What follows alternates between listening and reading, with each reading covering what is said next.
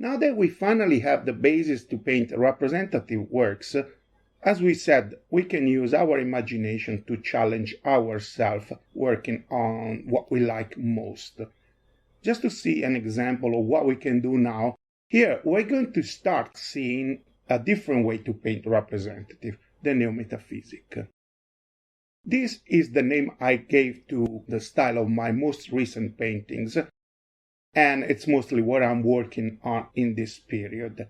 So if you want to know something more about the idea, the target, and the concept behind these works, I suggest you to watch the following videos.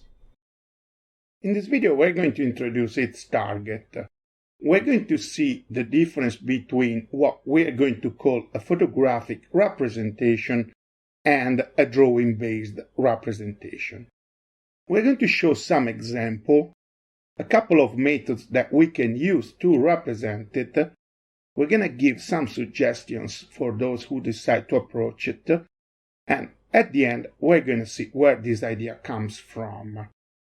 Since this part is an extension of the Oil Painting Fundamentals video course, where we have introduced some specific terminology that we're also going to use here, if you haven't seen it yet, my suggestion is to follow at least the last 3 chapters before you go on with these videos.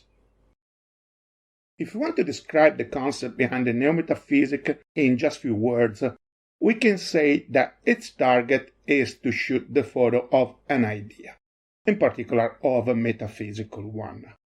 The Neo-metaphysics sees the photography as an opportunity, using specific features characteristic of this type of representation in a metaphysical painting.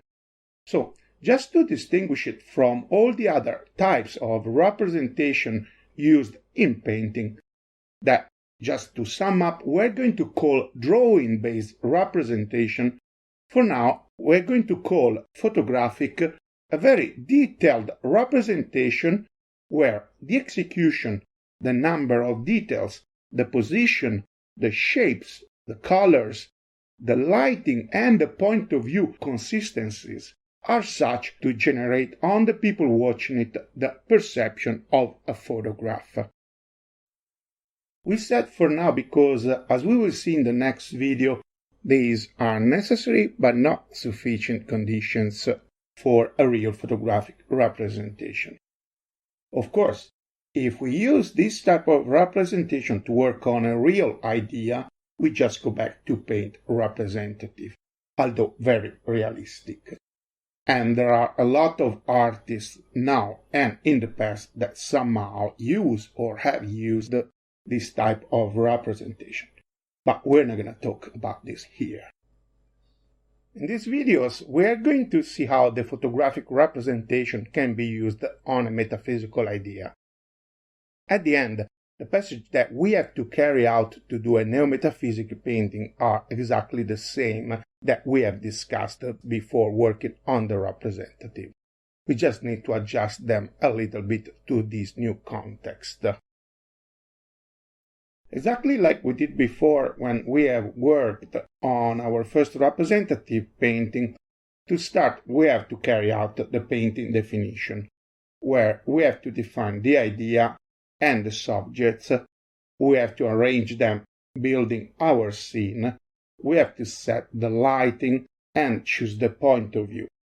We have to decide the shapes and the measures of the support, and at the end we have to set the framing. Once the painting definition is complete and we have our model, as we did before, we have to draw a sketch on the support to set the reference for our work. And at the end we have to paint it.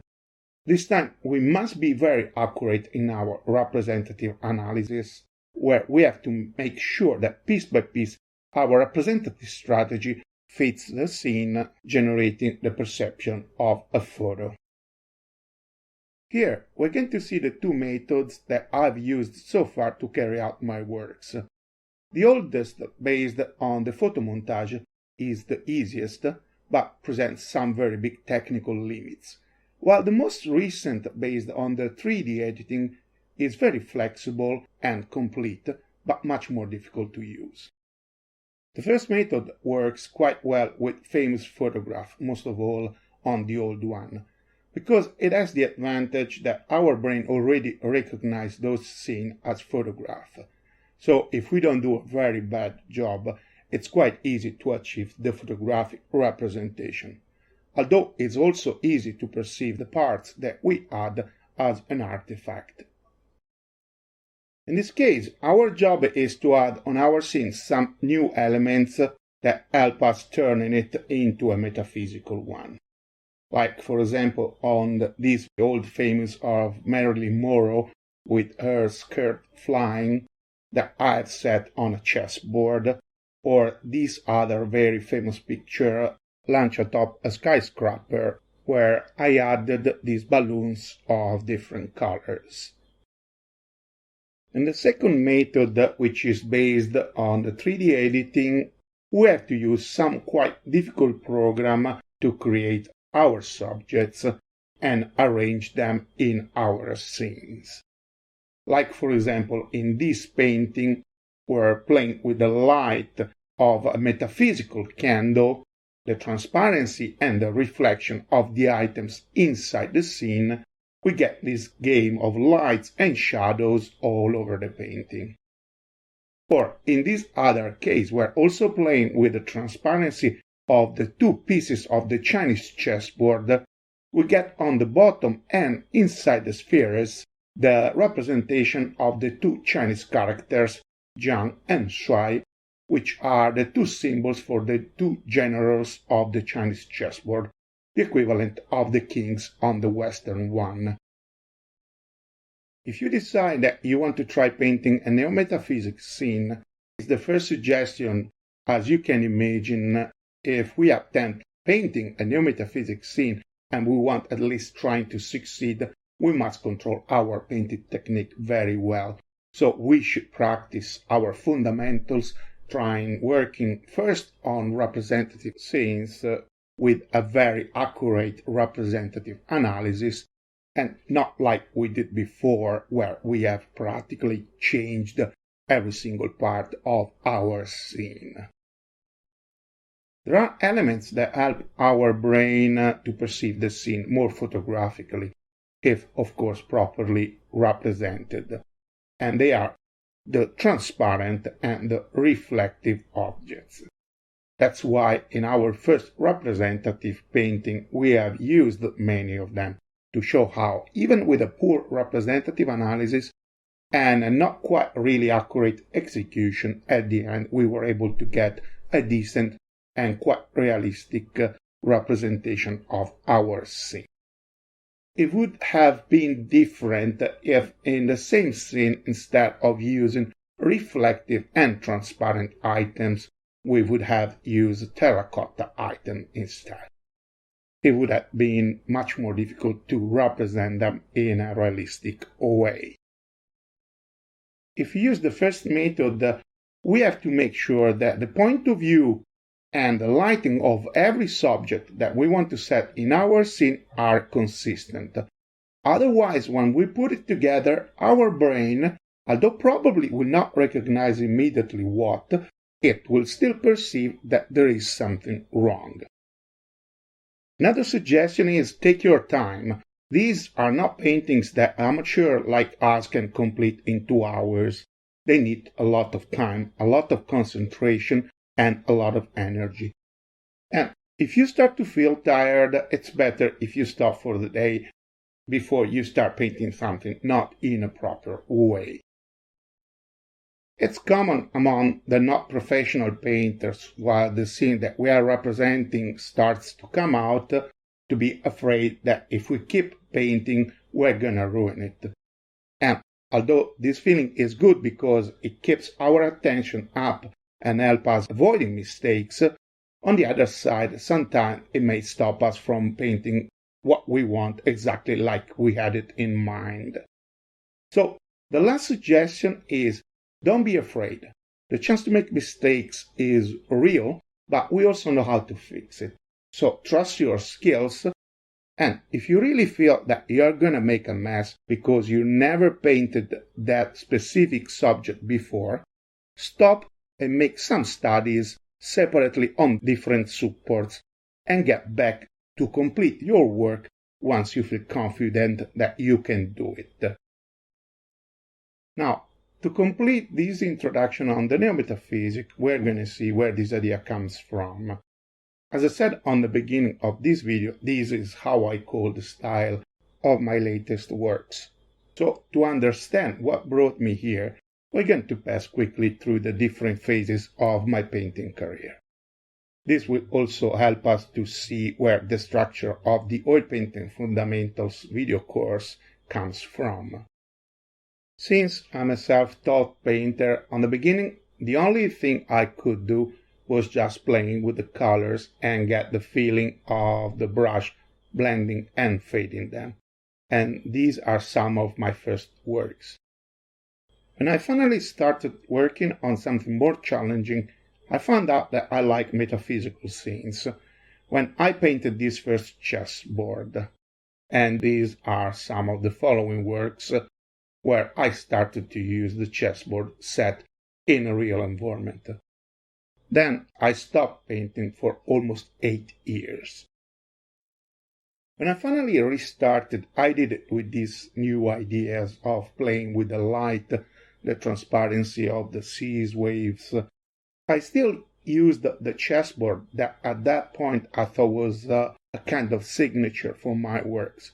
But really, it was a very boring period because all the paintings were exactly the same. The sea, the chessboard, the same colors. So I started to add something new. And on this picture, I painted a church and a castle. But at the end, I was really disappointed because I found them to be represented in a very childish way. And here is when I decided that to paint something more interesting, I should stop using only my imagination and my memories, and I should start using some real model. And this is exactly when I started to analyze photographs by their representative point of view. This is actually the first work when I start using a couple of photos as model and not only my imagination. Then there were another couple of works on the same type of idea, the sea, the chessboard, and some photographic models. In these works, we can actually easily see where the painting has been done using a model and where using the imagination. At the end, they look very much like a collage. This is the first painting of this period where the chessboard disappeared. But it's actually on this work where, for the first time, I have obtained representing photographically a metaphysical idea. After this work, I tried some other time when I finally decided that my technique wasn't good enough for what I was trying to do, and I start a period where I've been working more on trying to improve my painting skills than working on metaphysical ideas. Every now and then, I try to see if something was changed, like for example on this painting, where the point of view and the lighting are quite inconsistent, or on this other, where at the end I wasn't able to generate the photographic perception that I was looking for. So, as you have seen, this neo-metaphysic idea isn't something that just popped out, but more the result of a sequence of attempts where step by step, on one side I've been trying to improve my skills, and on the other side to paint something that I liked. It's still a kind of work in progress for me, where with these last works I believe that I'm getting closer. For now, this introduction on the neo-metaphysic is complete. In the next video, we're going to deepen the concept of photographic representation. If you enjoyed this video, we will really appreciate if you could click on like and subscribe to our channel. It will also help us very much if you could leave a comment. Thank you for watching this video and see you in the next one.